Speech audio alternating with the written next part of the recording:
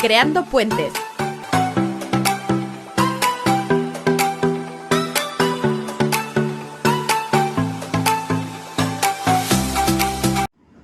Hola, buenas tardes. Desde aquí, desde Creando Puentes, tenemos hoy una entrevista con Walter Lupo.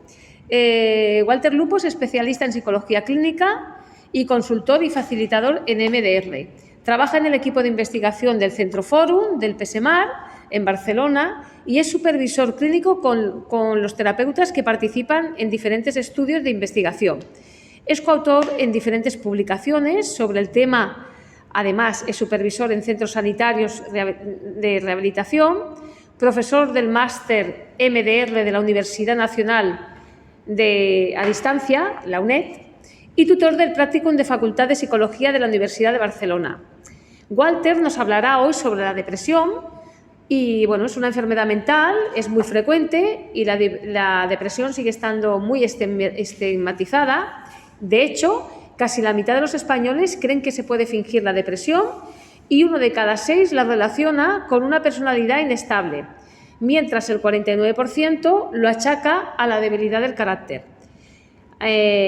Hola Walter, darte las gracias en primer lugar por estar aquí y, bueno, y agradecer a tu intervención, ¿no?, para nuestros oyentes, que seguro van a aprender mucho.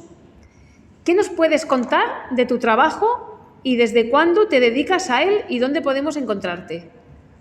Hola Rosy, bueno, muchas gracias por invitarme a esta entrevista, a ti y a François, que aquí está presente.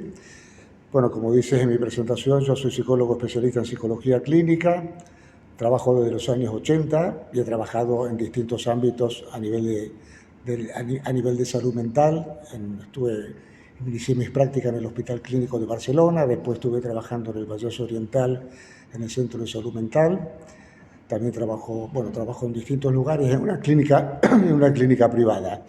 Desde hace unos años, como dices ahí, estoy colaborando con el equipo de investigación del Centro Fórum, que estamos trabajando en distintos estudios de la aplicación de la terapia MDR en distintos trastornos de la salud mental.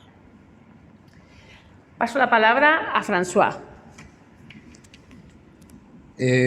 Volviendo al tema que levantó Rosy, el tema principal de esta entrevista, ¿realmente crees, Walter, que la depresión se puede fingir, como dicen muchos españoles? Bueno, yo creo que esta es, por lo que decís en la entrevista, parece que hay un porcentaje alto de gente que piensa esto. En realidad, una depresión verdadera no se puede fingir. Después hablaremos de los síntomas de la depresión, pero yo creo que puede tener que ver primero a veces con el entorno donde está un paciente deprimido y que la gente pueda pensar que está exagerando, pero básicamente una depresión no se puede fingir. Otra cosa es que hay personas con características histriónicas que dicen estar mal, ¿no?, y que pueden parecer que tienen síntomas depresivos, pero en general una depresión no se puede fingir. Supongo, Walter, que es como todo, a largo plazo se podría fingir un periodo corto, pero un médico que tiene experiencia lo vería rápidamente, ¿no? Exacto. Yo creo que cuando ocurra eso en algún entorno familiar y todo esto, lo más adecuado es colaborar. Claro, lo más adecuado es acudir a un especialista, que puede ir desde el médico de cabecera del centro de salud a psiquiatras o psicólogos para que puedan valorar el estado de la persona. Y ellos son las personas más adecuadas para valorar realmente si hay un estado depresivo o no. Esta sería la recomendación que puedo hacer para las personas que puedan estar pensando que algún familiar está fingiendo la enfermedad. Además, que si está deprimido necesita una atención. Sí, claro, necesita atención médica y no solo es la parte, creo que por lo que he leído, que la depresión pues desborda, abarca varios frentes, ¿no? No es solo un solo frente, también acarrea fatiga física, decaimiento, etcétera. No sé si nos puedes dar un corto listado de síntomas más recurrentes en una depresión. Sí, bueno, aparte de los que tú has mencionado, ¿no es cierto? Hay una hay una dificultad enorme para desarrollar las tareas cotidianas, una falta de energía, hay una lentificación en el pensamiento, mayor irritabilidad, hay pensamientos negativos, una baja autoestima, una dificultad para realizar las tareas cotidianas. Muchos pacientes, la depresión es una de las causas más importantes de bajas laborales, con lo cual hay pérdida de capacidad de concentración. O sea que hay toda una serie de síntomas que son muy claros y que facilitan el diagnóstico de un cuadro depresivo. Sí, todo cuesta más, ¿no? Para hacer, ¿no? En la vida cotidiana. Sí, obviamente que sabemos que la depresión está causada por factores de tipo biológicos, psicológicos y sociales, ¿no? Y entonces, claro, esto afecta a las actividades y también afecta al organismo y afecta al propio funcionamiento del cerebro. No sé si después en otra pregunta me extenderé más en este tema o no, pero por eso una depresión necesita un abordaje de tratamiento farmacológico y tratamiento psicológico. Sí, ambas partes. Justamente, ¿cómo podemos identificar si estamos deprimidos? Y también añadiría una coletilla, ¿cuál sería la diferencia entre tristeza y depresión? Bueno, yo creo que para identificar la persona cuando tiene estos síntomas, pienso que si hay, sobre todo hay un elemento importante, que es la ideación negativa. Son las personas que empiezan a ver siempre el vaso medio vacío, para decirlo de alguna manera, ¿no? Tiene una percepción negativa de sí mismo, de las relaciones con las personas, y esto, cuando una persona está deprimida, se va acentuando y hasta llegar en depresiones graves a ideación suicida. Pero sin llegar a ese extremo, hay cambios en el estado de ánimo, mayor irritabilidad, mayor dificultad para hacer, como decía antes, para hacer las actividades, pérdida de la capacidad de concentración, pérdida del deseo sexual, no hay placer en las actividades que se puedan desarrollar. Estos son toda una serie de indicadores que cuando una persona, aunque no en un grado grave, empieza a sentir que le ocurre algo de este orden, es cuando tiene que acudir a una consulta de un especialista. Respecto a la otra pregunta que hacía sobre la diferencia entre depresión y tristeza, a ver, la tristeza es una emoción como la alegría, como la rabia, ¿no es cierto?, como la vergüenza, son emociones que forman parte del comportamiento humano, con lo cual la diferencia, si estamos tristes porque hemos perdido un ser querido o una relación determinada o hemos perdido el trabajo, también la tristeza puede ser una respuesta emocional adecuada. Es cierto que después la tristeza forma parte de un cuadro depresivo, pero es un elemento más. Cuando una persona está triste y hay un motivo muy claro, podemos decir que no tiene nada que ver con la depresión. Por ejemplo, en un duelo es normal estar triste y eso no quiere decir que la persona esté deprimida. La persona está deprimida cuando en el proceso de duelo le cuesta aceptar esa pérdida y se queda atrapado en una situación, lo que podemos llamar un duelo complejo, que queda congelado ahí y no acepta esta pérdida. Ahí sí ya pueden haber síntomas depresivos, pero estar triste es lo más normal, como cualquier otra emoción, como decía antes. Y es más corto en el tiempo, supongo. El sentimiento de tristeza pasa a ser quizás depresión cuando es una tristeza profunda. Bueno, sí, si hablamos del duelo es más corto en el tiempo. Si hablamos en general, siempre hay que pensar que la tristeza, si está incluido dentro de todos estos síntomas que mencionaba antes, es ahí podríamos decir que la tristeza forma parte de la depresión. Si no, hay que tratar de ver qué está pasando en esa persona para que le cause el estado de tristeza y se puede abordar con el apoyo de la familia, de los amigos y a lo mejor si eso que ha causado la tristeza va evolucionando con el paso del tiempo, esa emoción desaparece. ¿Crees que hoy hay un estigma con la depresión? Bueno, estigma con las enfermedades mentales, ampliando el tema de la depresión, ha existido, siempre ha existido. Sabemos que hasta no hace mucho tiempo los enfermos mentales estaban en manicomios, estaban encerrados, la gente cuando hablaba de un enfermo mental hablaba con mucho miedo, ¿no? O sea, es un estigma que viene desde la Edad Media, desde muy antiguo. Esa idea ha cambiado, por suerte, ¿eh? Los servicios asistenciales se han modificado, los manicomios como tales, lo conocíamos hace los años 70, han desaparecido y se han transformado en centros de atención a los pacientes y que están el tiempo que sea necesario allí. Pero pienso que aún así el estigma todavía sigue existiendo y hay que hacer un gran trabajo educativo y de difusión. Por eso las jornadas, cuando se hace la jornada de salud mental es muy importante, y la maratón también, porque es una manera de que llegue al público que la enfermedad mental es como cualquier otra enfermedad más y que afecta a un porcentaje muy alto de la población. Es bastante frecuente que muchas personas acudan al médico de cabecera cuando experimentan los primeros síntomas de la depresión. Sin embargo, los estudios científicos afirman que la ayuda psicológica es clave para superar ese trastorno. ¿Cuáles piensas que serían los beneficios? ¿Cuáles son los beneficios de acudir al psicólogo cuando una persona padece un trastorno depresivo? Bueno, como decía antes, la depresión tiene causas múltiples, ¿no? Puede haber causas biológicas, causas psicológicas y sociales. También hay distintos tipos de depresión.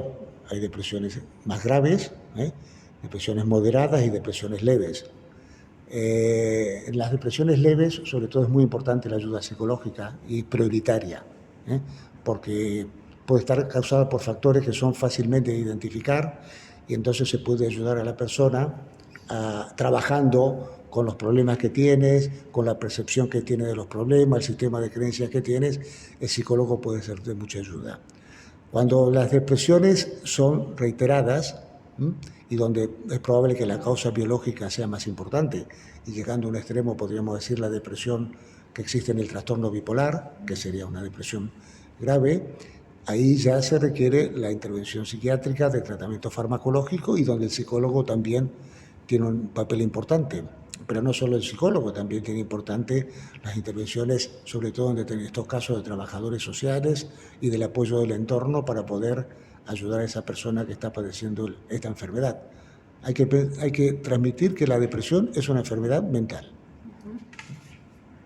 Sí, es verdad, porque cuando se estigmatiza no se piensa a una enfermedad mental, o como decía Rosy, pues no es tan evidente, no se ve en la cara de la persona a primera vista que tiene esa enfermedad mental. Si a alguien le falta un brazo, pues una pierna se ve, pero alguien que tiene una depresión que le está carcomiendo, pues no. Sí, quizás se vea si se está un largo tiempo con él, pero quizás, o con ella, pero no en un instante. Y quizás podría ser la causa que se estigmatice, que no se empatice con esa persona. Creo que ahí lo que has dicho de las jornadas divulgativas, pues es importante. En esos casos, ¿cómo de efectiva sería la psicoterapia? Bueno, ya hay bastantes estudios que indican que la psicoterapia es un tipo de tratamiento que ayuda a superar la depresión. Está la psicoterapia cognitivo-conductual, la que tiene más estudios realizados al respecto. Se hace todo un trabajo, hay que hacer todo un trabajo, como decías antes, psicoeducativo con el paciente, no solo con el paciente, sino también con la familia. Es importante que la familia pueda entender las causas de la depresión y cómo se le puede ayudar. Entonces, el trabajo psicoterapéutico, psicoeducativo con los pacientes es muy importante. También hay otro tema en el cual me especializo, que son los tratamientos de los traumas. Muchos pacientes deprimidos han tenido experiencias traumáticas en distintas épocas de la vida, algunos en la infancia, y es importante identificar esas experiencias que muchas veces están en las bases de las creencias que tienen esas personas acerca de sí mismos. Creencias como no valgo, soy un fracaso, no sirvo para nada. Eso en las depresiones que son más resistentes al tratamiento es muy claro y aquel psicólogo puede ayudar mucho a identificarlas y a tratarlas. Entre ellos, lo que comentaba antes con MDR, se ha hecho un estudio sobre depresión, comparándolo con el tratamiento cognitivo-conductual. Es un estudio europeo que se ha hecho y se ha demostrado una eficacia parecida en el trabajo psicoterapéutico con la depresión. Justamente te has anticipado. Walter, te iba a preguntar justamente, sabiendo que eres especialista en MDR, si tenía un impacto grande sobre la depresión y también para prevenir la aparición de la depresión, si se identifican a través de un estudio psicológico con un psicólogo, que en la infancia o en ciertas etapas de la vida ha habido hechos muy marcantes. Bueno, hay una cosa que tú has señalado que me parece importante y que es algo que aún yo creo que no se tiene suficientemente en cuenta, que es el trabajo con los niños y con los adolescentes. Yo creo que ese trabajo es fundamental para poder prevenir posteriores desarrollos de cualquier tipo de enfermedad mental. Hay que hacer un trabajo de difusión, de enseñar a trabajar con las familias. No nos olvidemos que los entornos familiares que son más disfuncionales por las dificultades que pueden tener los padres, la situación medioambientales que tienen, son los que pueden potenciar más cualquier tipo de enfermedad mental y entre ellos la depresión. Entonces hay que hacer un trabajo de detección rápida de síntomas en la infancia para poder ayudar, en este caso, a los niños, adolescentes y las familias, para poder evitar precisamente que después aparezcan trastornos depresivos o otro tipo de problemas de salud mental importantes. O sea que el trabajo con la infancia y la adolescencia es fundamental en ese sentido y tendría que haber muchos más especialistas dedicados a este tema. Sí, bueno, ahí casa un poco con Rosy, con la entrevista anterior que hicimos en Sabadell con niños que tenían problemas de hiperactividad o de autismo, síntomas de TEA, trastorno de espera autista. Que ahí justamente lo que dices, que trabajando con ellos, con un psicólogo en temprana edad, sobre todo en entornos como era el caso, lo que nos explicó Merche, de familias desestructuradas, con problemas, y claro, ahí se va, quizás sea un caldo de cultivo para futuros problemas mentales, ¿no? Bueno, Walter, como te iba diciendo mi compañero, con Merche se hablaba de que era muy necesario poner psicólogos también en este tipo también de servicios, ¿no? Ahí tratan con chavales y con problemas sociales y así. Bueno, a mí me gustaría preguntarte si yo en mi familia tengo a alguien con una depresión, ¿cuál tendría que ser mi actuación para poderlo ayudar? Bueno, yo creo que esta es una pregunta importante que haces, ¿no es cierto? Primero, no pensar que está fingiendo, como decíamos antes en la pregunta que hacías, ¿no? Que esa persona está teniendo un problema y que lo que hay que hacer es tratar primero de comprender lo que le está sucediendo, darle un apoyo. Muchas veces las personas que están deprimidas son reticentes a acudir a la consulta precisamente por su propio estado de negatividad, son reticentes a acudir a la consulta de especialistas. Entonces hay que hacer todo un trabajo para poder hacerle ver que hay un problema, que ese problema se puede tratar y que se puede curar y que para eso hay que recurrir a una ayuda.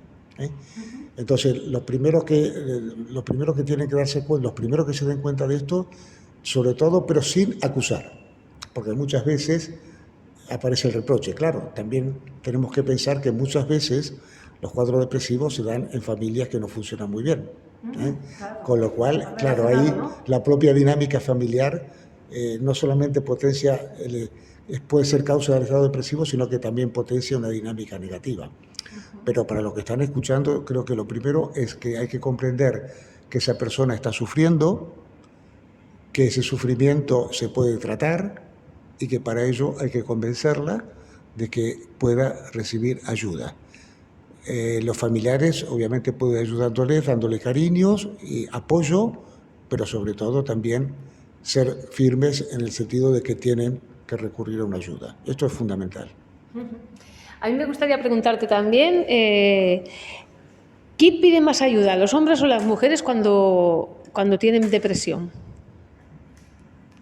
Bueno, según las estadísticas, en general, las mujeres padecen más depresión que los hombres. Ahora aquí no tengo en este momento los datos, pero es así. Habitualmente, yo creo que hay un cambio de tendencia últimamente. Hace muchos años realmente los que pedían más ayuda eran las mujeres, pero pienso que con todos los cambios sociales, culturales que ha habido, también los hombres ya cada vez son más, acuden más a solicitar ayuda. Hace un tiempo atrás no era así.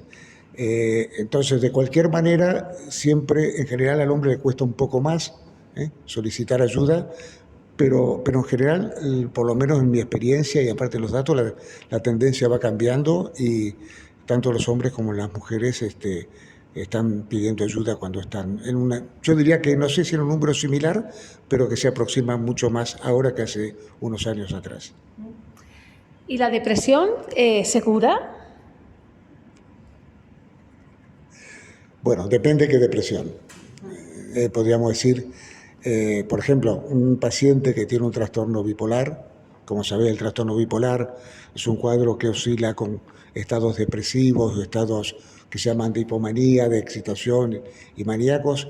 Esos tienen tratamiento, pero no tienen cura en el sentido de que desaparezca, ¿vale? Porque hay un factor biológico importante, pero sí, si la persona recibe un tratamiento y recibe una adecuada psicoeducación y apoyo psicológico y familiar, puede tener una vida estable, con limitaciones y que a veces con episodios de estas características, pero que pueden ser mucho más breves y se pueden favorecer una vida normal. También estas personas, en los estudios que hemos hecho, hemos descubierto que muchas de estas personas tienen experiencias traumáticas, algunas en la infancia, y tratar esos traumas también ayuda en la mejoría de estos casos. Después están las depresiones reiteradas, que no necesariamente tienen que formar parte de un trastorno bipolar, que también tienen su dificultad, pero yo creo que se pueden, realmente se pueden tratar y se pueden mejorar, y muchas de ellas se pueden curar y desaparecer. De hecho, en la clínica es así. ¿Y tiene algún factor hereditario? Bueno, sí, hay factores hereditarios que influyen, sobre todo en las depresiones más graves y resistentes. Si investigamos en la historia familiar, podemos ver antecedentes de cuadros depresivos. Todavía no está demostrado exactamente todos los factores, pero que yo creo que influye la existencia de personas con antecedentes depresivos en la familia, es un factor que favorece la depresión. ¿Dónde está lo hereditario y dónde está que esas personas deprimidas crean un entorno que no sea adecuado para la crianza de los hijos? También es otro factor a investigar. ¿Y un psicólogo se deprime? Como todas las personas. Quiero decir que, como todas las personas, el psicólogo no es diferente a cualquier otra persona. Pueden pasarle circunstancias en la vida que... O puede venir de un entorno depresivo y que pueda tener una depresión, sí. Ayuda a tener... Es que el otro día estuve viendo un documental y decía la forma de ver la vida, si la ves de manera más positiva y tus pensamientos son más positivos, es que te ayudan a tener un día más bonito, ¿no? ¿Tú crees que la forma como cada uno enfoca su vida, eso también, o como actúa, ¿no? Una persona más positiva, es más difícil que se deprima? Bueno, sí, eso lo que dices es cierto. Cuando una persona tiene un afrontamiento positivo a la vida, tiene mucho menos posibilidades de deprimirse. Y también es cierto que hay que potenciar en las personas deprimidas también que puedan ver aspectos positivos que ellos han tenido en su vida o que pueden tener en un futuro.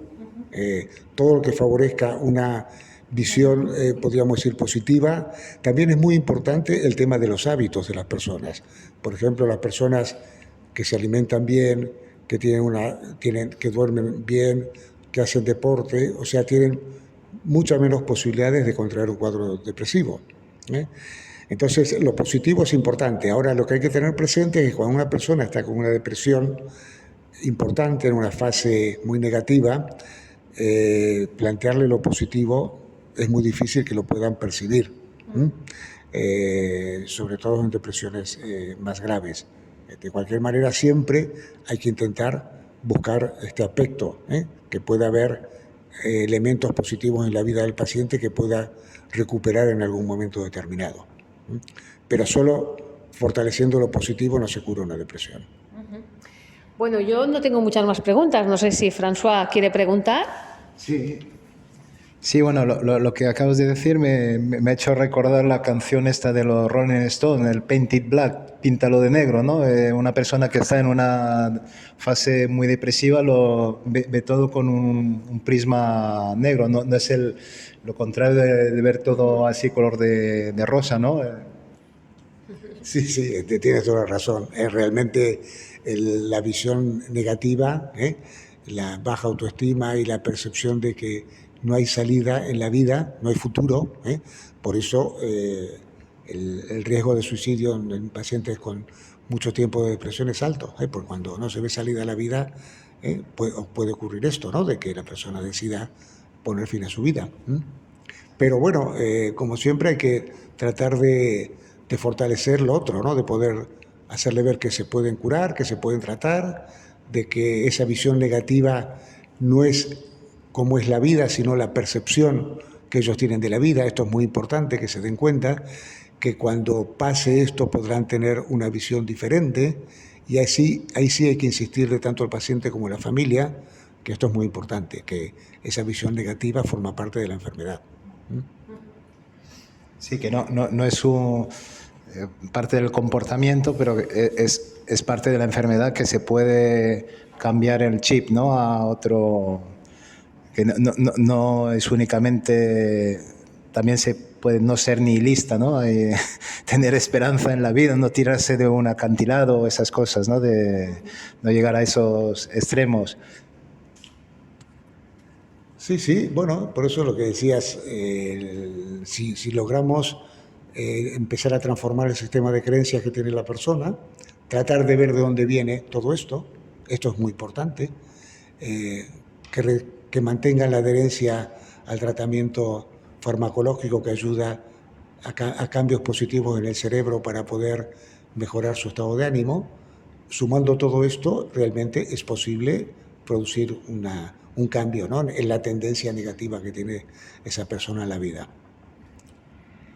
Quizá ahí sería importante, como habéis comentado los dos, Rosy y tú, Walter, que se haga el hincapié en un trabajo temprano, ¿no? con los niños pequeños, para también mostrarle que en la vida hay varios colores, ¿no? Y sobre todo en entornos muy, muy complicados o muy negativos, ¿no? Para abrirles el abanico ya muy, muy pronto. Sí, hay que insistir mucho en esto, que el trabajo temprano con los niños, con los adolescentes y con el entorno familiar, no nos olvidemos que los niños dependen del entorno familiar, puede ayudar mucho a que no aparezcan depresiones en el futuro o otros tipos de trastornos, y también puede romperse a veces lo que llamamos los traumas generacionales. Quiero decir que si hay personas, si los padres pueden mejorar y tratar a sus hijos de manera diferente a que fueron tratados ellos mismos, que pueden haberle provocado esta sintomatología, lo que se va a lograr es individuos más sanos y que de alguna manera van a tener otra posibilidad de desarrollo en la vida. No nos olvidemos que la depresión es una enfermedad que cuando dura mucho tiempo es altamente incapacitante. Hay muchas personas que tienen incapacidad por depresión, ¿no? Y eso genera realmente una falta de perspectiva en el futuro muy importante. Todo esto se puede modificar. La prevención es fundamental. Trabajar con niños, con entornos difíciles, con situaciones que pueden ser traumáticas, y con adolescentes.